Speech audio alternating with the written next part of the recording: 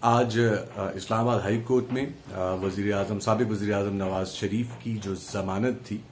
तभी बुनियादों पर उसको मुस्तरद कर दिया गया और नवाज शरीफ जो है जिनके बारे में तासुर था कि शायद उनके बारे में नम गोशा पाया जाने लगा है मुक़्तदिर कुव्वतों में या फिर वो किसी डील के ख्वाह हैं, वो तमाम बातें गलत साबित हुई। यहाँ पे बताते चलें जी कि जो कार्रवाई हुई उसके दौरान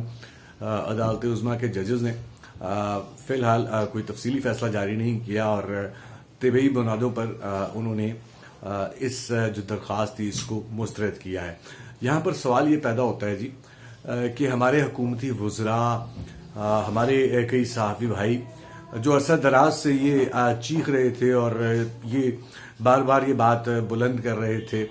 कि नवाज शरीफ जो है उनकी डील हो गई है, आज वो कहाँ खड़े हैं और क्या आज उन्हें अपनी इस झूठ पर कोई खिफ़्फ़त है, कोई शर्मिंदगी है? नवाज शरीफ ने अगर डील करनी होती तो वो बहुत पहले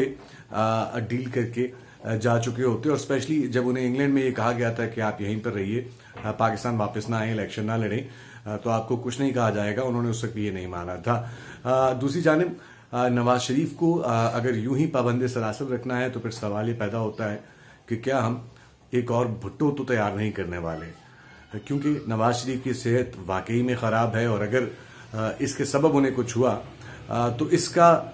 जो सियासी नुकसान है वो मुस्लिम लीग नवाज से ज़्यादा